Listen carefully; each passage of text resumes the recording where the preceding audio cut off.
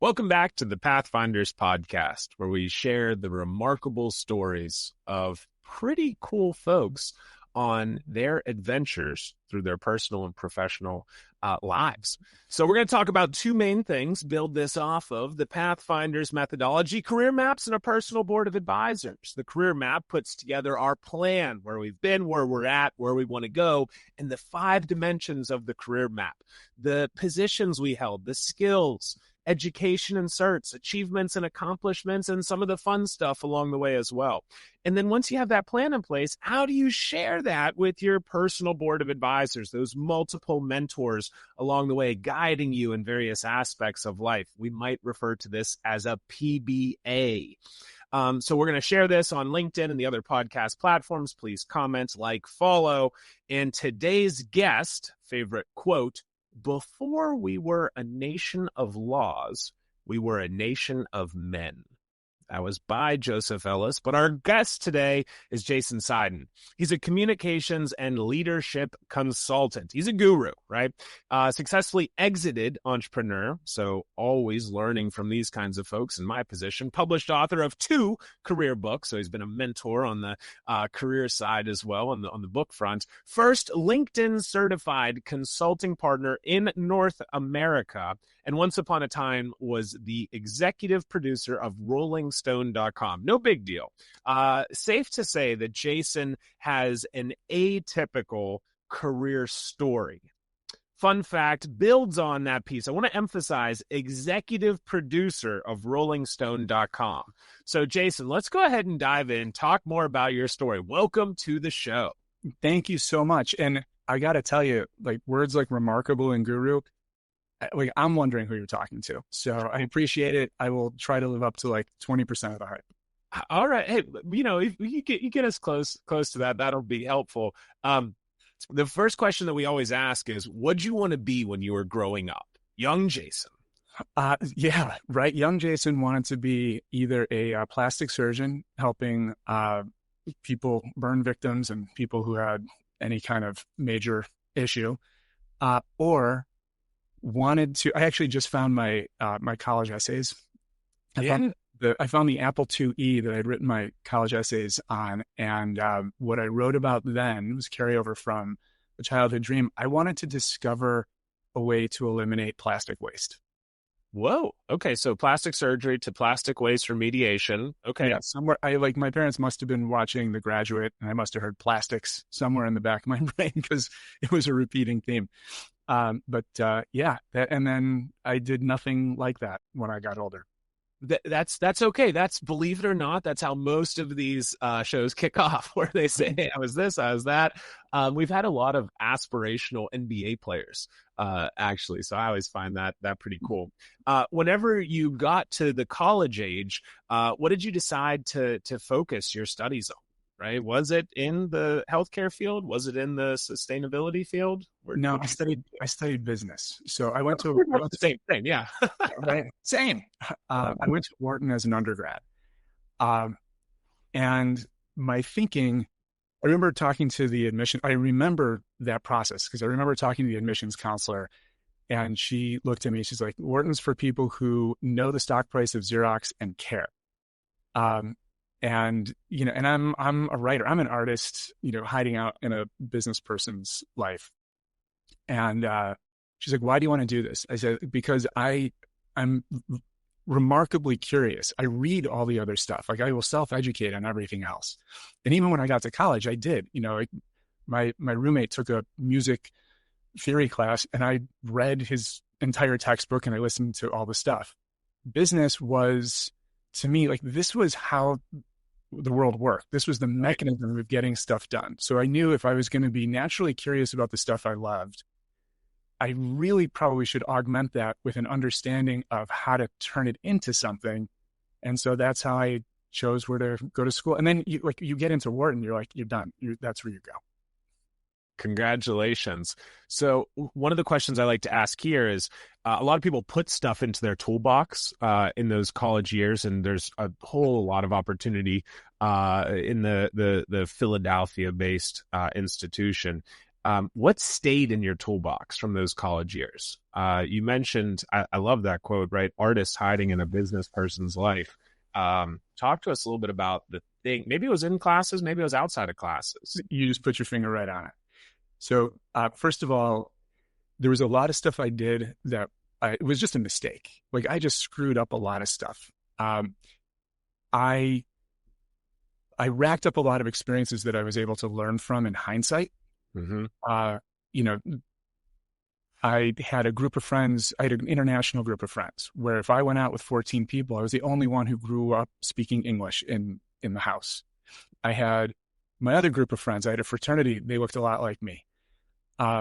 You know, where I put my emphasis, choosing not to, like, it was great to dabble across all those areas, but as I got older, I realized kind of more about where I belong and who I treated well, who I didn't treat well, how, you know, so I kind of was watching myself go through it. And so that's kind of like high level, but just, you know, hindsight's always 20/20.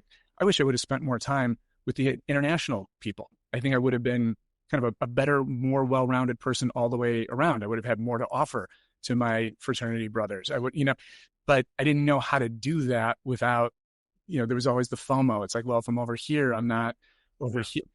And I didn't handle all that well. I didn't make a lot of really good choices all the time. And so, but I had these incredible experiences that when I got a little more mature after college, I could look back and go, got it. I'm glad I did that. Let's move forward. But there's one thing that really did stand out. I had an international relations class, and our TA had a chip on his shoulder. And I decided that I wanted to be right instead of get what I want one day. By the way, this could vie for favorite quote. Like, you can be right or you can get what you want. Probably not both. So he made a mistake in one of the workshops, and I called him out, you know, and it was whatever it was. So fast forward, I get my final for the semester, and it's been misgraded. Correct answers, objectively correct, just marked wrong. And because of that, I get a C in the class instead of the A that I had earned. Yeah. So I go see the professor. The professor says, look, the TA grades this. You got to talk to the TA. I call the TA. The TA says, I will meet you. No problem. I'm sure I made a mistake. I'll meet you at 4:00, right, at this building. Gives me the office. I go to the building. The building closed at 2:00. I'm like, okay, I just got completely screwed. And that was when I learned, you know, you might be right. It doesn't mean that you really should act on it. And wow. that was a huge life lesson. Did the grade ever turn around? No. Oh my goodness. No. I would have framed that. Right. Put that up on the wall. This is a life lesson. Yeah. I mean, that one, you know, it's, there were a lot of life lessons, right? Like, you can get the grade or you can get the education. They're not aligned. You can get right. You can get what you want. Those are not always aligned. Not everybody who's supposed to be looking out for you is. People's egos get in the way. A little bit of power and ego, hard combination. Like, be careful. So there was a lot that I learned. One thing that I'm proud of myself for not leaving behind is it didn't make me afraid to push back moving forward in my life. You know, I recognize the risks and I try to be careful about them, but it didn't create a fear in me that was like, whoa, I gotta, you know, toe the line every single time here. So upon graduation, you've done some pretty cool stuff. And I really want to dive deep today on your unique, atypical career adventure, right? We call it a journey, but let's upgrade that journey to an adventure right now. So talk a little bit about that to us, the career map part first, and then we'll get into some of the guides you had along the way. Yeah. So I graduated college in 1995. So there's this little thing called the internet that is taking the world by storm, right? Yeah. Some of the people watching this might be aware of it. A friend of mine had a bookstore, and I joined him, helped him run this bookstore, and we built a website. We took orders through email in 1994, which was the whole internet in 1994 was like Twitter in the early days, where you kind of knew all the people who were on it, you know. Yeah. So when I graduated college, I came back to Chicago and I started developing websites for small businesses, and fairly soon got connected with somebody who had just raised a bunch of money and was working with a concert promoter in Chicago to broadcast concerts over the internet. And this is back in the days of 56K baud modems, so way ahead of its time. That company then did a deal with Rolling Stone magazine, and so we hosted the online version of Rolling Stone. Whoa. And picked up some other music sites, Downbeat Jazz, The Source. I mean, this was wild. So we've got concert promoters and editorial that we're trying to balance. That was fun. We had some of the first digital downloads. It was wild. So I found myself the executive producer of the site. What that meant was I had a team of 25 people who were responsible for integrating all the stuff that was happening across the company, from sales and editorial and tech. And, we had partners who wanted us to use their particular technologies, and we were responsible for the final product. So 20 to 25 million unique visitors a month. And, I'm like in my late 20s. I'm like, what is happening here? So that was the first job. So I graduated. So just to put this in perspective, I graduated Wharton, did not go into consulting, did not go to Wall Street. I came back. Gosh, you were a failure. Yeah. Started my own thing. Yeah. Wow. Okay. And so who was guiding you kind of during that late 20s phase of your career? You're doing this remarkable stuff, probably making some money along the way as well. And at some point you said, okay, I need to go to the next step of my professional journey. But who were some of the people that were guiding you? Where'd you find them, Jason? All over, right? So early days. So I've received remarkably little good advice in my life. Oh, cool. Like, shockingly, most of it's been around like little newborns. But one of the pieces that was good and helpful was, don't worry about your first job. Your first job doesn't matter. Yeah. So I had people guiding me in college, and I couldn't connect. I couldn't relate. So, I was talking with one guy who was on Wall Street, and just the way he was describing the job and the way he was describing the path, I'm like, there's nothing about this that feels right for me. And so I had to step back and look at the people, look at the peer group, and I'm like, I like these guys. These are good guys, but these are not my guys. These are not my people. Consulting, I didn't have as many people to really help me navigate that area. So I came to the same conclusion, but ultimately may or may not have been right. You never know if you're doing the due diligence. So then I stepped into the internet world, and it was the Wild West, right? This is brand new. So there's a raging debate.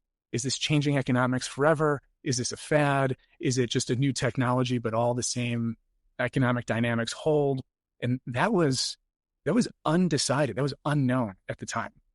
So I had people in my life who really took all sides of that. In Chicago, just the culture here is very nuts and bolts. So I had people in my family and people who had been in my life who were like, don't pay attention to this, like do something meaningful.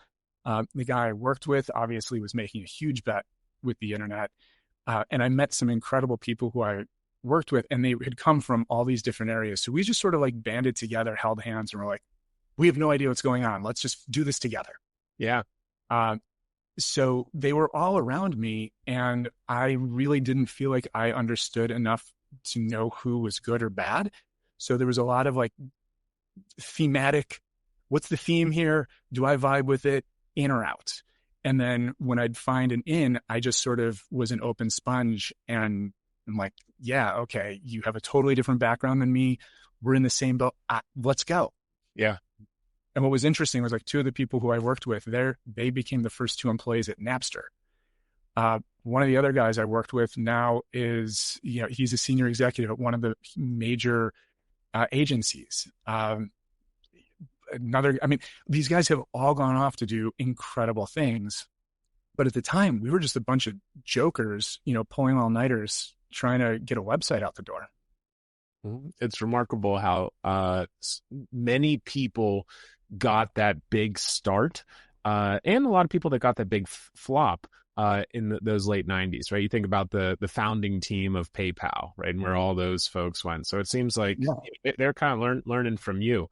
We're going to do a quick aside here. So a lot of folks listening will be thinking, hey, I want to start my own business. I want to be an entrepreneur. And whatever they call me, I usually try and talk them out of it, right? And say, do you really want those sleepless nights? Do you really want to have way more stress and, way more frustration and, have no idea of what's coming next? Because if that's what you're looking for, then great. Sign up, do it. But any advice that you might have to somebody who's thinking to go into building their own business? I am brain damaged like all of them. So I'm the last person who can give.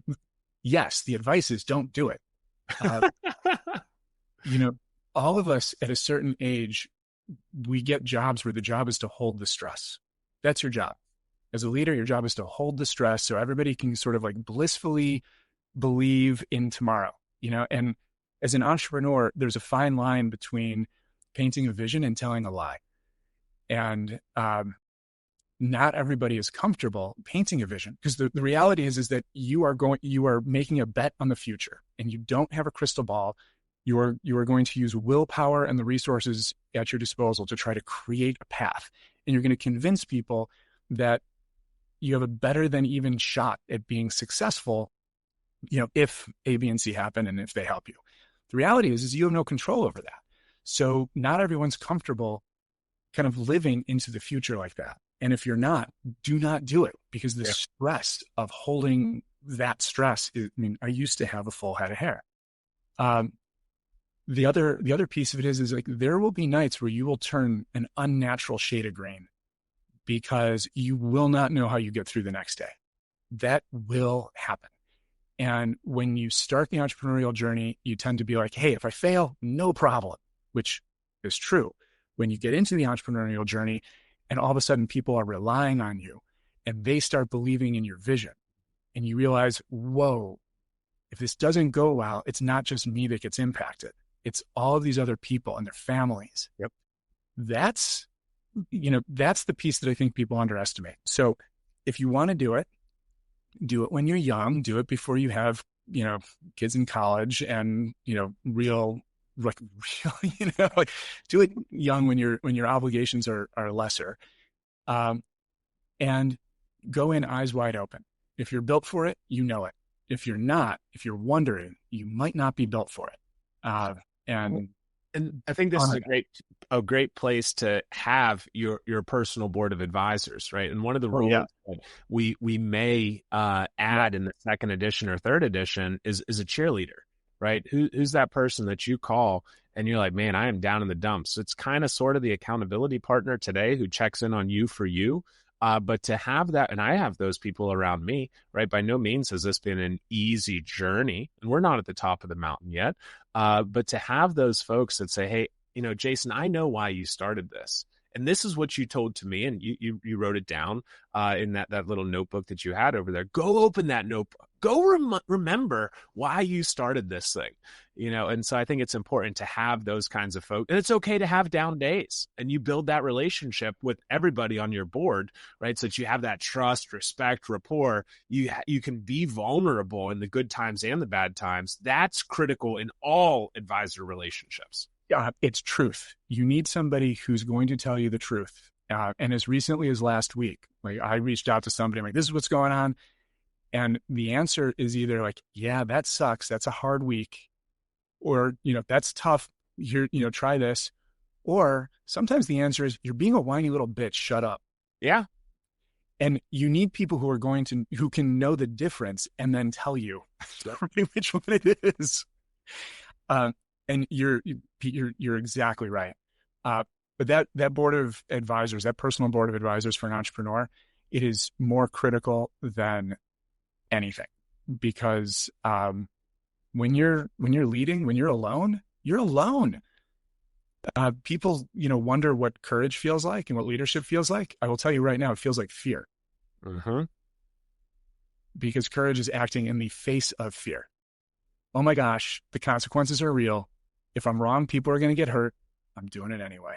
So you got past the fear, you had the courage, and you got a big W in there. Let's talk a little bit about what that was like. Right? You said you successfully exited as an entrepreneur. Let's talk about some highs along the way. Right? There are cool things that can happen on this entrepreneur. Believe it or not, right? Yeah. It's not all just nightmares and terrible dreams. No. So I'll jump you forwards. Right. So life has gone on. That job turned into consulting for 10 years. I was with the firm. I split off. I hung a shingle. I'm doing, 2008 happened. So I had to retool my business, a lot of social media training for leaders. That triggers a phone call from LinkedIn. Hey, we are on a growth path. We need outside help to own the consulting piece of this. You're doing great stuff. You're driving adoption. Let's just pause that for a second. High five. LinkedIn calls you. They say, you're great. We need you to help us. So that's another feather in your hat. So again, the other lesson learned here is when cool stuff happens, make sure you pause for a second. And you've probably celebrated this at multiple points along the way. But also, guys and girls, listen to what you're saying. If you're the mentor, the mentee, the one sharing advice or asking for advice, when cool stuff happens, pause, be like, hey, give those high fives, right? That is remarkable. Those are also really cool things to write down in that why you're doing this. Celebrate some of those wins, because whenever you're going back to review the why I did this, review some of those wins. So on those dark and dreary days, you're like, aha, I am on this journey and cool things have happened. Keep going. You know what? It's a really good point. So one of the things, I'll just to finish that aside, when you're pushing yourself, what I have found is when I'm pushing myself, I am living at the edge of my abilities, which means I am constantly bumping up against what I can't do and trying to expand it. Yep. And it's really like you turn around and you look at what you have done. That's behind me. I've already done that. I'm pushing the envelope here. You're so right. Like the rest of the world tends to look at what you do. They're not looking at you bumping against the edge of your abilities. They're looking at what you do at your core of abilities. So it's like this little mind shift that you have to do to celebrate. So yeah, it's important to do that. So I had that. That became a piece of technology because you can imagine like the clients were kind of too big to reach through consulting, and this was really interesting.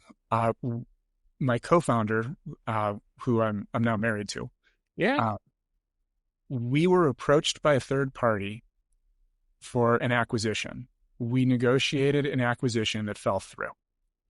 When you have a small business and you have an acquisition that falls through, it's really hard to get things back going. So I had a month back then where my mantra that month after we tore up the deal, my mantra was no big decisions, no sharp objects. Just keeping it easy for 30 days, just reset. And Lisa actually engaged another company, the Muse.com out of New York. And we started a conversation with them. They were interested. We did a pilot, and ultimately they acquired the business, which was unbelievable. And it was great. I mean, we went through the whole process, and I mean, it's kind of a whirlwind while you're going through it. Nobody tells you what procurement looks like or what due diligence looks like. And then, you run into like an attorney, like a real attorney, and you get the documentation of what you have to send. Are you kidding me? There's like 7 of us. Like what, and I just remember being on the phone with attorneys, like, how do I put NA under most of your, like this was copied and pasted. Like you guys are clearly used to buying technologies for healthcare companies that have PII and, we don't have any of this. Like, I don't even know where to put like that. We don't have any of this here. And, it was just a lot of laughs, a lot of fun, but I had to like maintain that perspective because it would have been real easy to look at this thing, been overwhelmed, and be like, how do we do this? Um, but yeah, ultimately we got it over the finish line. We got it sold. And I was able to take a breath, and that was kind of nice. Well, congratulations. And for whatever reason, you decided I'm not going to stop there. And I'd like a little bit less sleep in my life. So the non-traditional path continues, a little bit more communication consulting, and a little bit more work around the passion project as well. So talk to us a little bit about, and also add in the tidbits of, why a book, and then why two books? Because that's, people usually say, hey, I want to start a business. I try and say no. Then people say, well, I want to write a book. I'm like, okay, well, I'm going to try and talk you out of that as well. Talk to us a little bit about the books and then kind of the passion bits. So, you mentioned this earlier. I've had more of a story. So my career path has really been a career story. And I've written about that. And when I think about sort of the kind of the things that go into knowing your path, I've leaned heavily into skills. And specifically, I've leaned heavily into communication. I find it fascinating that the way we speak really shapes the way we think and shapes what is then possible. The first book came out of me sending a frustrated 2 a.m. snarky email to one of my personal board of advisors, who was getting an EMBA at the time. And he sent a note back a couple of days later, said, shared your note with the back row. We all love it. I'm like, the back row? These are my guys. And I'm like, I got to do something for my people. And I literally I went into my home office, and 2 weeks later I had the core of a book, and shared it with some people in the industry. It was like, yes, do this. So I took 2 more weeks, cleaned it up, and I had How to Self-Destruct, Making the Least of What's Left of Your Career, which was my way of kind of giving a friendly backhand to all these people who are really smart when they sit with a coach and talk about things, but then they get in the moment, they can't do any of it. So reminder, anytime you're talking to people on your PBA, to actually take action, right? If somebody's going to be so kind as to give you some perspective, action items, homework, whatever it is, take a little bit of action, whether it's a coach or your functional mentor, cross-functional mentor, definitely the accountability partner. Take some, and if you don't know what to do, or you just ran out of time or something, ask for clarification. And don't, I've been there. I've been at fault for, Jason, I kind of didn't really have time. I didn't have time. I didn't get to this thing. Let's resync on the next one. So big emphasis on that point right there. Yeah. Awesome call out. And then, so the second one fell from that. So I didn't sit down and be like, oh, I need to write a book because it's going to help me establish my credibility in this industry. It was, wait a second, I have a skill. The output is actually appreciated. It fits with where I want to go. It helps me broaden my my relationship with communication skills, in this case, by writing a long form book. Yeah. Done. Right. And then I was invited to write a second one, and I did. And I didn't really love that experience, so I didn't write a third. But not yet at the time of recording. This is documented, the plans to right? And so, and the same thing now. So fast forward, sold, brand amper, mid-teens. I mean, yeah, I'm still going to work. And like, I wish I would have sold for some of the numbers that, you mentioned PayPal. That would have been nice. But, I found I had a knack for driving adoption, right? So one of the things that I did, because I've got this story and I'm aware that I'd make these shifts, one of the things that I would do, and I did this after we sold, is I either would call up my clients, or I'd have somebody call my clients on my behalf. And I always ask the same question. Last few years, I know what I've been selling you, but what have you been buying? Interesting. And what I learned from that process after selling the business was, what people had been buying was the user adoption process that we had used to get people engaged. The technology was nice, but the real value was that we could actually engage employees and get them to take the action. And a lot of our clients realized that if they use that same methodology elsewhere, it applied. So I'm like, oh, well, what if I lean into this? And I made some calls, and I ended up spending a few years, well, still doing that, right? So working with companies, how do we drive adoption? Are we driving adoption amongst customers? Let's look at how we're marketing. Let's look at that. And then the curiosity comes out, like what gaps do I need to fill? What's working? What are we not working on? Where is the organizational, design kind of get in the way or lead us to think of things in a particular way where we need to think of them differently? Same thing internally. So to me, I'm like a kid in a candy store. Every time I go in, it's just like, ooh, like let's learn, right? And by asking questions, the solutions kind of become apparent. I think that's another thing. While you're pause there, I'm going to rudely interrupt once again.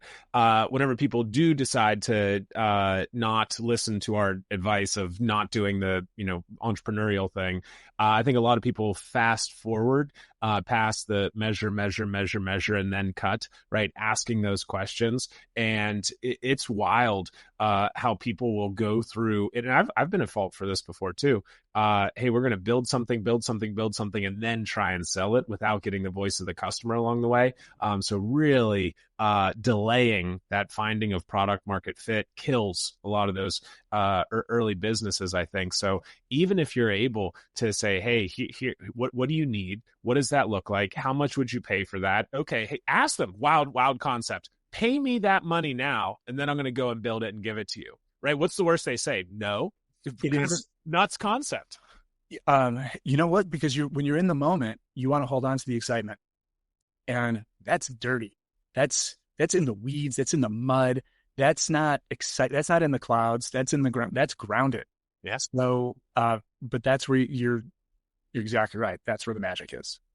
And that brings us current with the Passion Project. I mean, I'm still doing communications consulting and helping organizations get their message out, bring transparency, into the organization in ways that maybe they didn't think was possible. But along the way, I had a personal tragedy. So I lost my older daughter, in 2018, and I was like, look, I can't help be a guy who lost his kid. Like that happened. I don't want to be the guy who lost his kid. That's totally different. And while I was kind of thinking about this, I had this remarkable experience. I got very lucky. I had an epiphany. I had like the clouds parted and the cherubs played their harps, and I had this epiphany. And what it felt like was just pure appreciation. Like, here, I've just lost my daughter, and I'm sitting there going, wow, like this child came into my life. Her birth expanded my capacity for joy beyond what I thought possible. Her death has expanded my capacity for grief beyond what I thought possible. How do I feel anything other than appreciation for this human who has given me more ability to live my life? And then your brain goes into this wild dual place where you're like, you can't be happy about this. And I'm like, ooh, it's not happy, it's joy. And I'm like, that's even worse. You can't be joyful. Like, you have to be miserable and show the world how important she was by showing them you can't go on. I'm like, no, actually, I think it's the opposite. I think I honor her by living the most I possibly can and taking advantage of this gift. Yeah.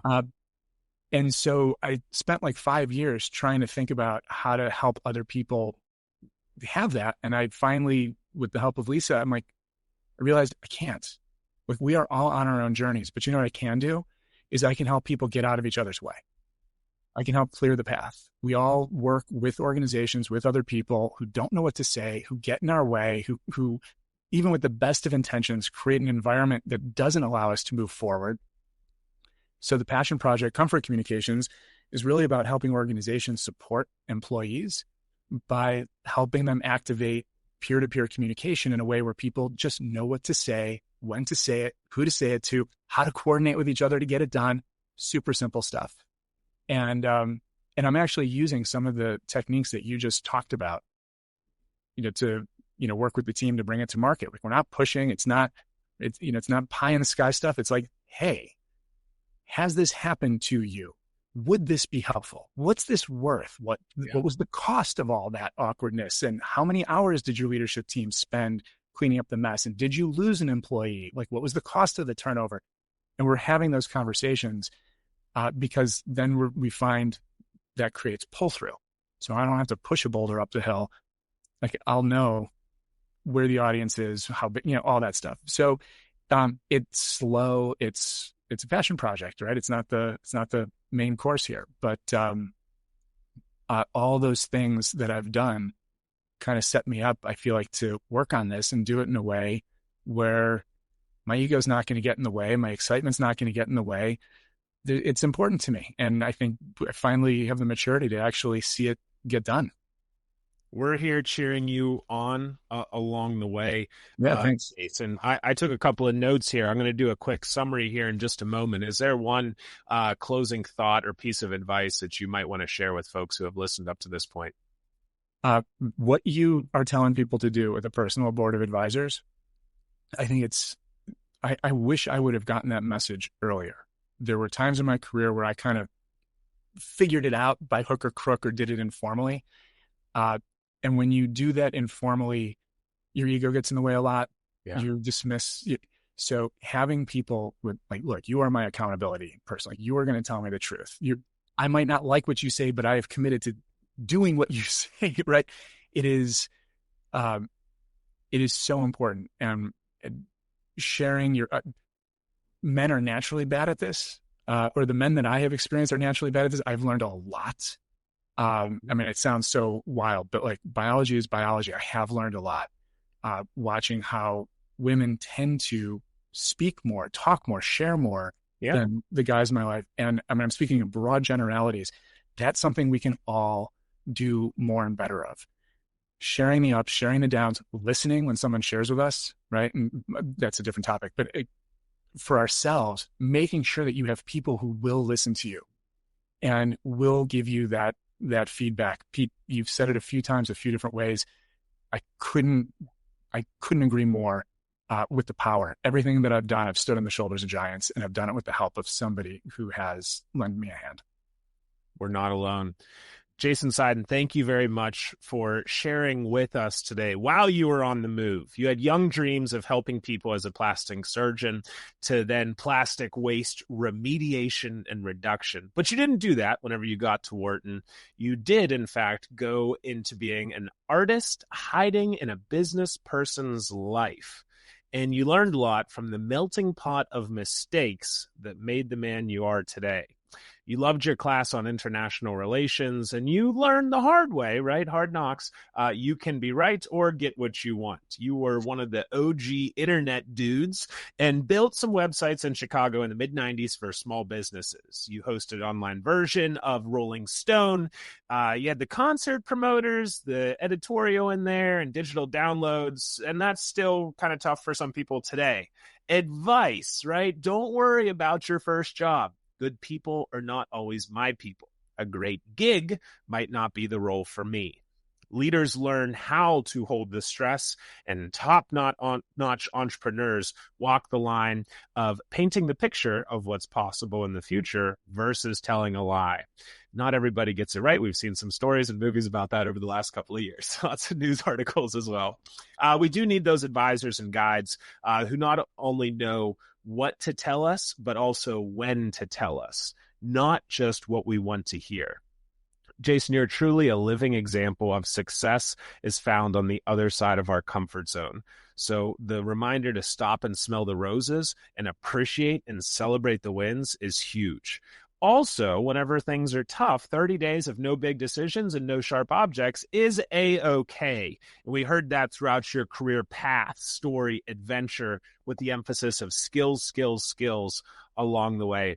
You knocked it out of the park with your knack for driving adoption, exited the business, 2 books, and you asked the clients, I really like this one, I know what I sold you, but what value have you been lying?